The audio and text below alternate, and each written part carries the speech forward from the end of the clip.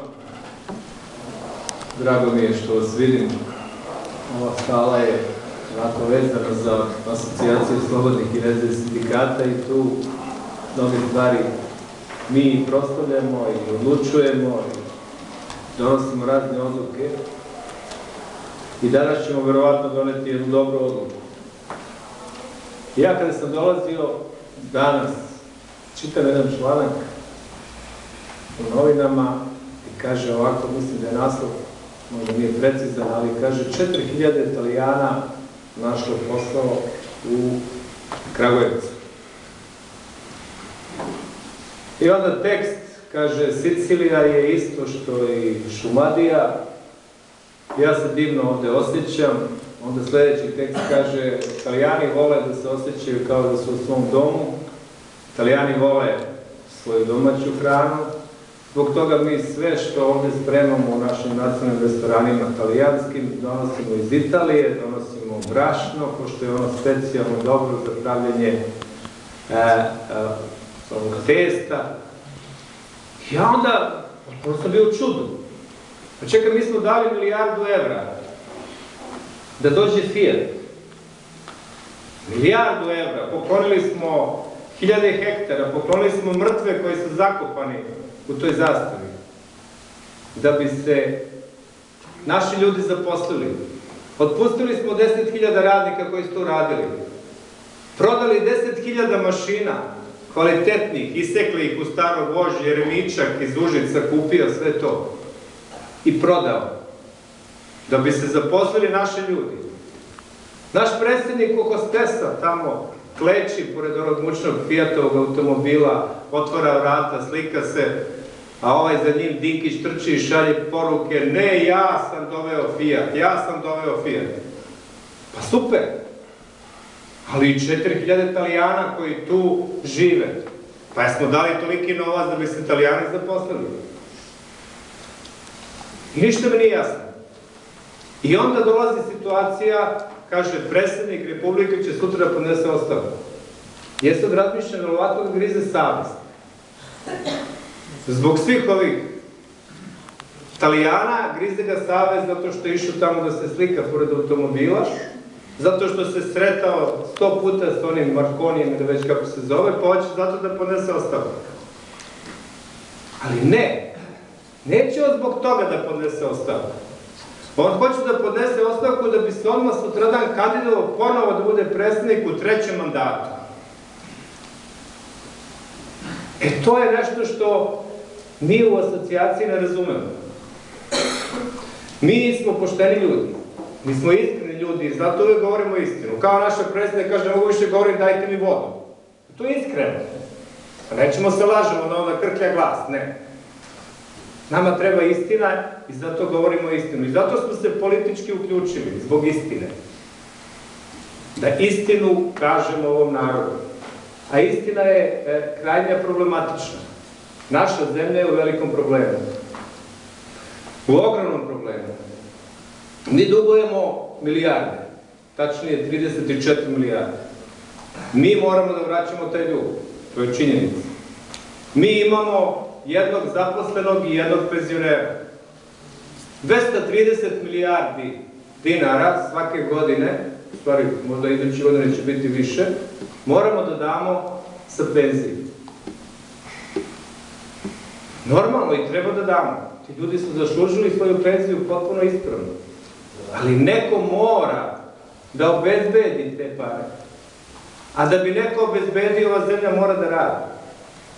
A neće da radi tako što će svaki dan da gledamo na televiziji kako se otvara nova fabrika, kako se otvara novi put, kako ćemo u budućnosti da uložimo toliko para, kako ćemo... Pa zašto imamo toliko nezaposlenih kada su sve te fabrike otvorene? Znači nešto ne funkcioniše, neko laže. Očigledno da svi lažu zato da bi ostvarili neki svoj politički benefit. I onda se pojavljaju razni predlozi, tipa, hajmo sada da više nemamo stranačko zapošljavanje. Pričam ti priču. Znači, taj ključni koji o tome kaže, taj Dinkić, je svoju ženu, ja sam bio ministar, onda zaposlio, ajde da kažem, preko veze. Rekao je, ona mora da bude pomoćnik ministra u Ministarstvu za ekonomske veze s inostranstvom. I zaposlili su je. Jedini koji je bio protiv sam bio ja. Ali to je suština, to je, znači, ne postoji ni jedan član tog G17 ili URST-a, nemam pojma, koji nije na nekoj funkciji državnoj i koji ne dobija platu u državnom nekom organu. Pa to je suština. Ali onda imamo klasičnu zamenu teza. Ne, hajmo da potpišemo da više nećemo da zapošljavamo stranački. Pa normalno kad više nemaš koga.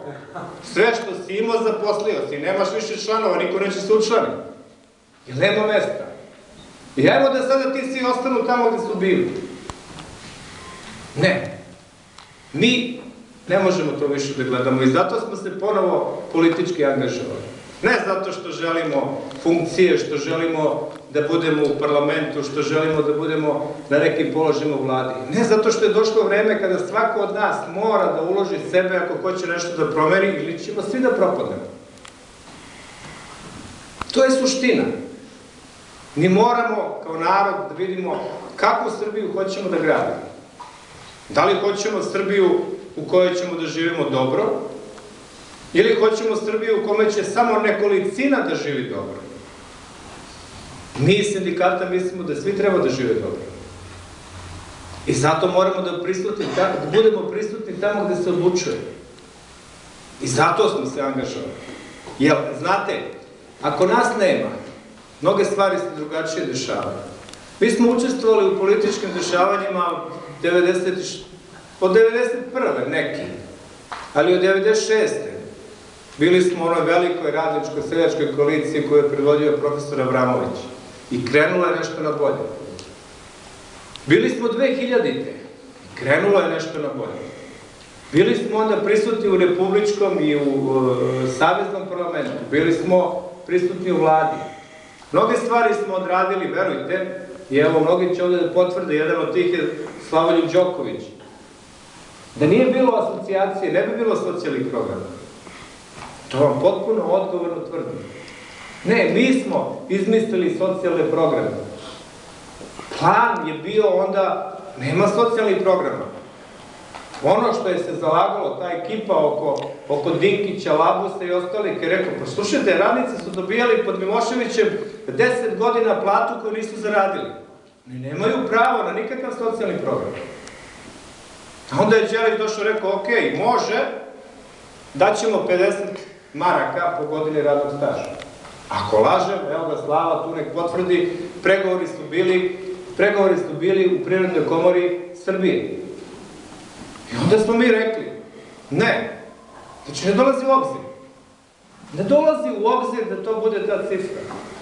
Ne, prekonali smo pregovore, onda smo nastavili i došli smo do one cifre od 200 evra.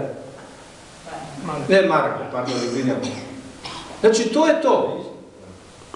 Suština je bila u tome da smo bili prisutni tu kao sindikat. Da nismo bili prisutni, ne bi bilo toga. Ne bi bilo ni zastave. Zastava je trebala da bude uništena 2000. Celu noć smo mi pregovarali, cijelu noć. Pregovorima je bio prisutan Labus, bio je prisutan Šami, bio je Vlahović, bio sam ja, bila je Privredna komora i bili su predstavnici, mislim, Beogradske komore. Traženo je da se potpuno ukinu carine na uvoz svih vrsta prevoznih sredstava u Srbiji. Da se oslobodi sve. Jedini koji je bio protiv smo bili mi, asocijacija. Da smo to onda uradili, zastava je bila završena za godinu dana. Kakvi socijalni program? Ne bilo ništa. I zato je potrebno da budemo prisutni tu gde se odlučuje. Nažalost, posle ubistva Zorana Đinđića, došla je jedna politička struktura koja nema nikakav sluh za interese radnika, za interese građana. Samo krupan kapital. Njih ne interesuje i nisu ih nikad interesovali problemi tih radnika. I oni su provodili politiku koja je dovela zemlju tu gde jesam sada. Jer da nije bilo te politike, sve je bilo drugačije, verujte. Mi smo sada na poziciji koja je možda lošija od one pre 2000. Ne znamo gde smo. Imamo kao mogućnost da uđemo u Evropsku uniju. Ali to je samo mogućnost, verujte.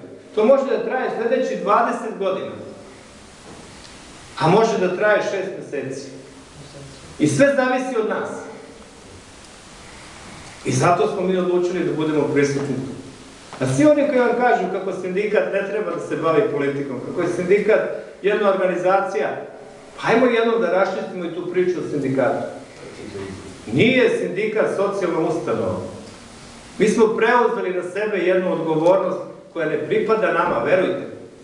Znači, mi godišnje, svi sindikati, ne delim sindikate na naš ili bilo samostalni nezavisnost, ne, svi sindikati godišnje daju preko 20 miliona evra pomoći iz sredstava svoje članarine. Što ni jedan sindikat na zapadu ne radi. Ne, to radi država. Naša država se pravi luda. Pa zašto se ne pravi? Milina jedna.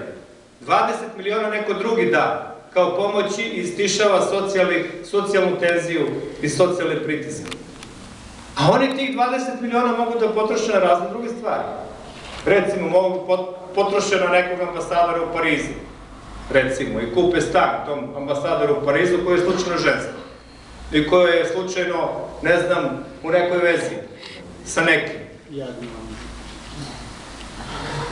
Ili mogu da potroše na političke partije. Bez uvrede, ovde je naš prijatelj, narodni poslanik. Ali sve političke partije koje će u parlament dobijaju novac iz budžeta. Da li dobijaju sindikati? Ne, oni daju. Pa čekaj, ako svi ulažu u taj budžet, pa i mi koji smo iz sindikata ulažemo u taj budžet, možemo nešto da se pitamo po tom pitanju. Ne, oni kažu ne, sindikat ne treba da se bavi politikom. S čim da se bavi sindikat? Čime? Hajde, da mi kaže neko čime da se mi to bavimo. Cenom rada. A kakva cena? Znate kako se pregovara o ceni rada?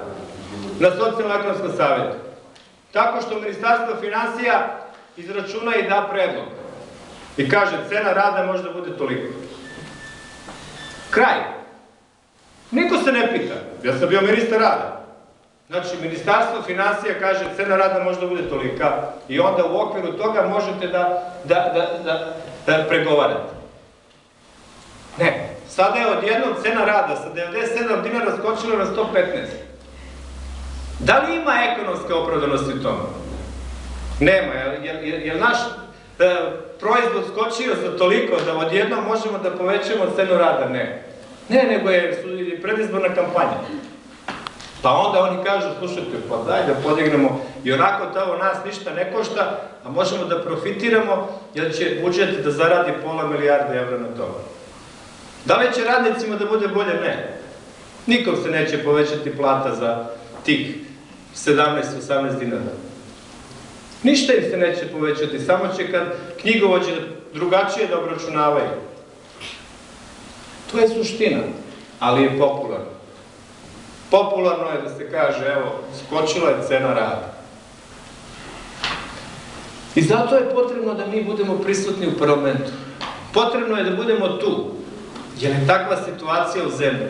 Ako hoćemo da idemo napred, sindikat mora da bude prisutan. I zbog toga,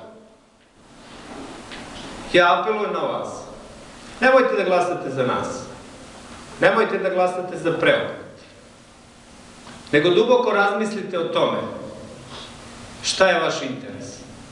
Ako u jednom momentu prepoznate da je interes vaš, ono što mi govorimo ovde, onda glasajte za nas. Ako ne, glasajte za neke druge. Ali jednom glasajte za sebe. Nemojte da podlegnete ničijim pritiscima, glasajte za sebe. A ja onda mislim da ćete glasati za asocijaciju. Hvala vam.